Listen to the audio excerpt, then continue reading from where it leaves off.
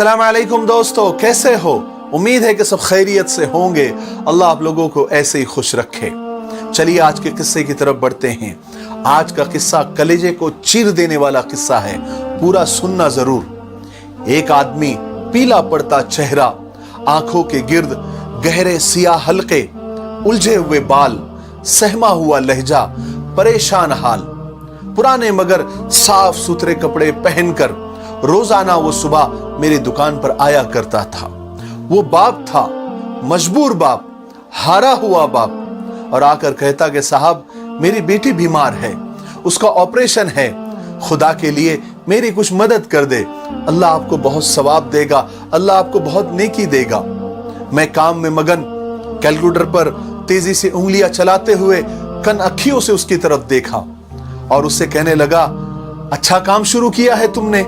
ये मांगने के नए नए तरीके कहां से निकाल लेते हैं तुम लोग? कभी मां बीमार, कभी बीवी बीमार, कभी बेटी बीमार। अच्छा तरीका है हराम की खाने का। अच्छे भले चंगे नजर आ रहे हो, कोई काम धंधा क्यों नहीं करते? आ जाते हैं मुंह उठा के मांगने के लिए। वो कहने लगा, साहब मैं काम करता हूं, मेहनत करता हूं, मगर 300 रुपए तिहाड़ी मिलती है, उससे बड़ी मुश्किल से घर का चूल्हा जलता है, मैं बेटी का इलाज कैसे करूं? आप अपनी ताकत के हिसाब से मेरी मदद कर दे, आपका एहसान मंद रहूंगा, अल्लाह आपको 1000 गुना उसका अज्र देगा, 1000 गुना आपको सवाब देगा।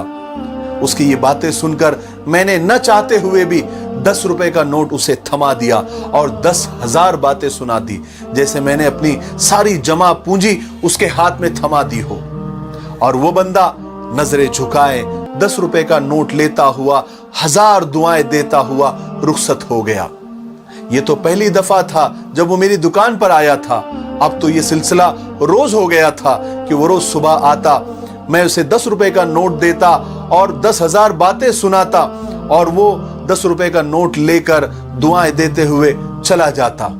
एक दिन ऐसा हुआ कि सुबह मस्जिद से वापसी के वक्त मेरे अब्बा ने मुझे 500 रुपए की नोट दी और कहा कि किसी जरूरतमंद को दे देना, और वो अक्सर ऐसा किया करते थे। मैंने वो 500 रुपए की नोट ली, अपने जेब में रखी और मैं दुकान पर चला गया। रोजाना मामूल के मुताबिक मैं दुकान पर जाकर बैठा। सबसे पहला फकीर वही आदमी आया। मैंने उसे खूब उल्टी सीधी सुनाई और 500 रुपए का नोट निकालकर उसके हाथ में दिया और उसे खबरदार किया, उसको वार्निंग दी कि ये पकड़ो 500 रुपए और ये तुम्हारे पूरे 6 महीने की खैरात है।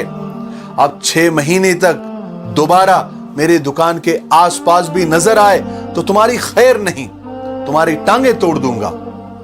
और वो बंदा 500 रुपए की नोट लेता हुआ रोजाना की तरह सर झुकाए दुआएं देता हुआ मेरी नजरों से ओझल हो गया। तकरीबन 2 हफ्ते तक वो दोबारा मुझे नजर नहीं आया।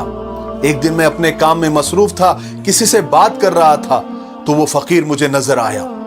उसको देखकर झट से मेरा पारा 7वें आसमान को छूने लगा। मैंने चीख कर कहा कि हरामखोर, तुम फिर आ गए? तुम्हें असर नहीं होता? तुम्हें जरा सा भी सुकून नहीं है? तुम बड़े ढीठ आदमी हो।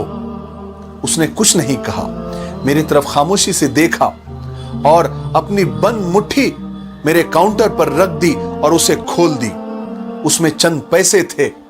मैंने खुद को संभालते हुए हैरानी से उसकी तरफ देखा और पूछा, ये क्या है? तो उसने कहा कि साहब आपने जो 500 रुपए मुझे दिए थे उनमें से कुछ पैसे बच गए हैं, वो वापस करने आया हूं, क्योंकि मेरी बेटी का पिछले हफ्ते ही इंतकाल हो गया, वो अब इस दुनिया में नहीं रही, मैं उसके ऑपरेशन के पैसे जमा नहीं कर सका।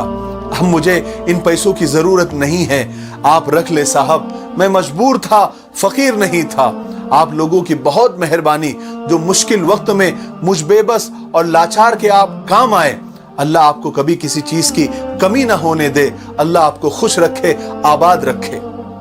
आंखों में जारी आंसू और कांपती आवाज के साथ वो मेरा शुक्रिया अदा कर रहा था और मैं उसकी खुली मुट्ठी से निकले पैसों को बुत बना देख रहा था और कुर्सी पर बैठा शर्म के मारे और नदामत के मारे जमीन के फट जाने का और उसमें दफन हो जाने का इंतजार कर रहा था। वो शुक्रिया अदा करने के बाद रुका नहीं, आज भी वो मुझे ढेरों दुआएं देता हुआ रुखसत हुआ था।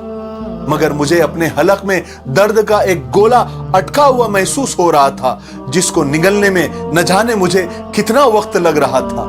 इंसानी फितरत भी कमाल की होती है कि गरीब को उसकी गरीबी का एहसास दिलाने और अपनी बरतरी, अपनी मालदारी जाहिर करने के लिए अपनी नेकी को गुनाह कबीरा में बदल कर सुकून के तलबगार रहते हैं। अल्लाह ने हमें ऐसी ऐसी बेशुमार नेमतें दे रखी है कि जिसके हम जरा भी लायक नहीं हैं, जरा भी काबिल नहीं हैं, तो फिर क्यों हम उसके दिए हुए रिस्क में से, उसके दिए हुए माल में से जब कोई जरूरतमंद मदद के लिए आता है तो असली और नकली के चक्करों में पड़ जाते हैं। बेशक असली और नकली में फर्क करना चाहिए, तहकीक करनी चाहिए, लेकिन इतनी भी तहकीक और इतनी भी बारीकी नहीं करनी चाहिए कि असली लोग मारे जाए। अल्लाह ने आपको जितनी तौफीक दी है, आप उस तौफीक के मुताबिक किसी की मदद कर दिया करें।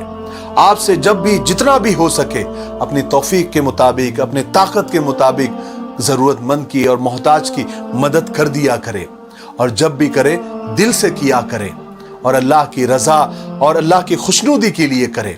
और याद रखे, अल्लाह की रजा बेजारी से हासिल नहीं होती, सच्चे दिल से हासिल होती है। और ये जितना भी माल हमारे पास है ना, जितनी भी दुनिया, जितनी भी दौलत हमारे पास है, ये एक दिन खत्म होने वाली है, तो क्यों ना इसके लुटाने का मजा ले लिया जाए। अल्लाह पाक हमें सच्चे दिल से जरूरतमंदों की और मोहताजों की मदद करने की तौफीक नसीब फरमाए। मुझे उम्मीद है कि इस किस्से से हमको बहुत कुछ सीखने को मिला होगा। मेरे लिए, पूरी उम्मत के लिए और पूरी इंसानियत के लिए खैर की दुआ करते रहें। अस्सलामु अलैकुम व रहमतुल्लाहि व बरकातुहू।